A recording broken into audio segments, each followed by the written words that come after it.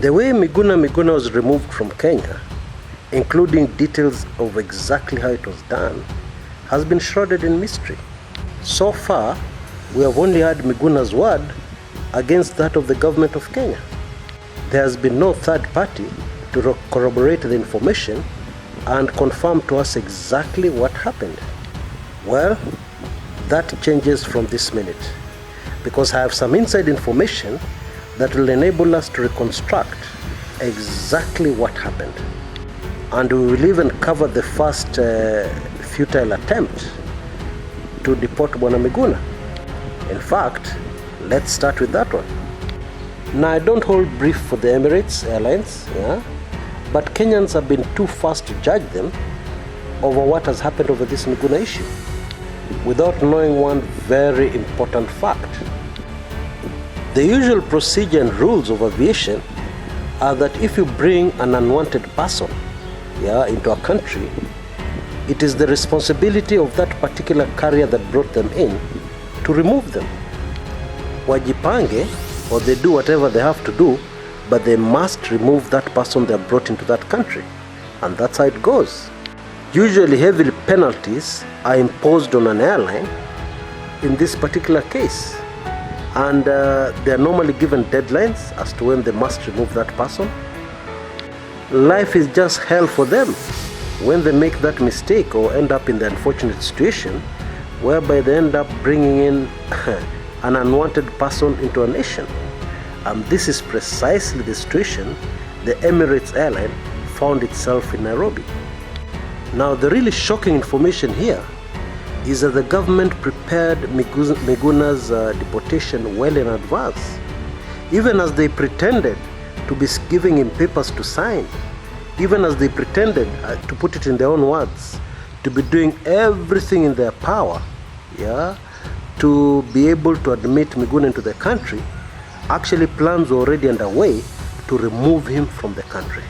And so the Emirates staff knew very well that they were expecting Miguna.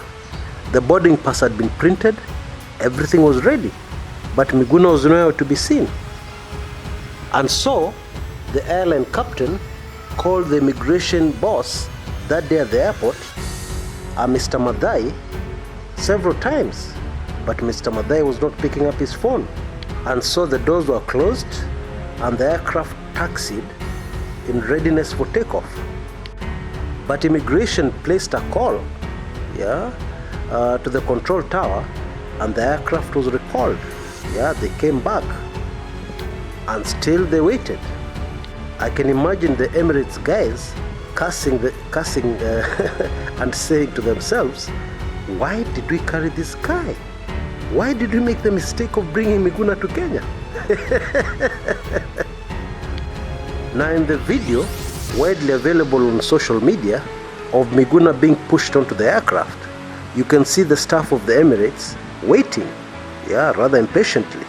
Okay, so we know the rest of the story. He was pushed in, he's created a fracas. I will not go, I'm not going, I will not board. Remember all that shouting. Now, there was a government lawyer who was not captured in the camera, who was making all kinds of threats to the Emirates captain, quoting the rules, but also bullying the captain, telling them what the government can do to him, stop Emirates flights from coming to Kenya, cause a lot of trouble for them. They brought in a persona non grata into the country. How could they? They had to pay for it. They had to make sure that they take this person, etc., etc. But the captain stood his ground. He said, yes, they had done that mistake according to the Kenyan government. However, this person was not documented. He was violent. He was a threat to the passengers in the rest of the aircraft. And Emirates is an international airline. It was not just carrying Kenyans, it was carrying nationalities from all over the world. And these people are going to be, they were being inconvenienced. And it was possible that some of them would sue the airline, etc., etc. And so the tug of war continued as frantic calls were made all over the place. So finally, it was agreed that Miguna Miguna gets off the aircraft, and finally, the Emirates aircraft took off. without Miguna. Now after this first failure to deport Miguna, plans immediately swung into action for the second attempt. Now we understand why his lawyers were not given access to him. The government was very determined. The government had already made a decision. This Kenyan national, this person who was born in Kenya, in Nyanza, Luo Nyanza, had to be deported, removed from his country of birth. Today, I can confirm to you that the government managed to get emergency travel documents from the Canadian Embassy in Nairobi. And so this time, they adhered to all the Emirates rules, which could not be broken. And so the expected passenger was in fact documented. And this time, the flight was not delayed because plans were made well in advance. Okay? The whole idea was for Miguna to board first before any other passenger boarded that Emirates flight to Dubai. And again, I can confirm to you, despite the very strong denials from government, Miguna entered that aircraft completely unconscious. He was sedated. The whole place was surrounded by very heavily armed security forces. The small contingent of Emirates staff who were there were given very strict warnings. They were told there's no taking of photographs. In fact, they were not allowed to answer their phones, even if they rang, until the whole operation was over. And all the way to Dubai, they were not supposed under any circumstances to take photographs of Miguna Miguna, the unconscious Miguna Miguna, inside the aircraft. My sources tell me that they were told if anybody breaks those rules, atakula risasi.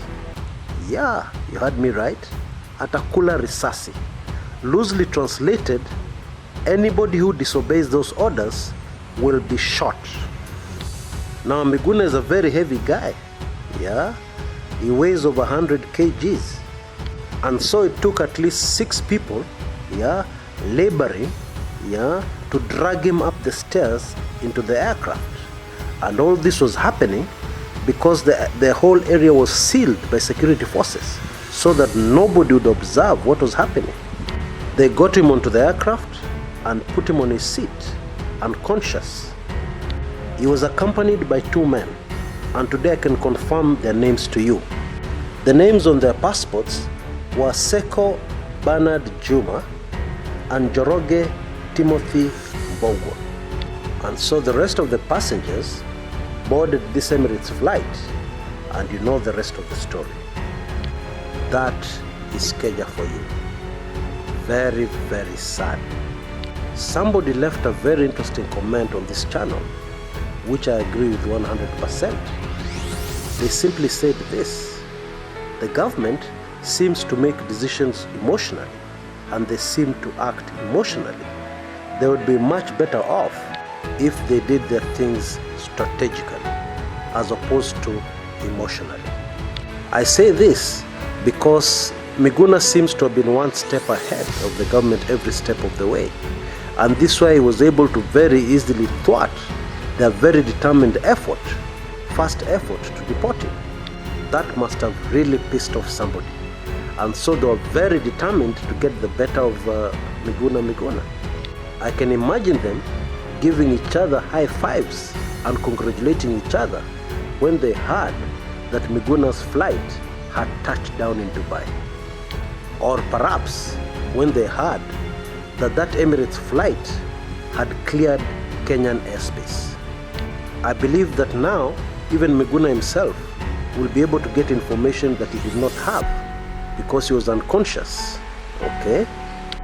But what I've narrated here is precisely what happened. Until next time, this is Kshs Kumekucha.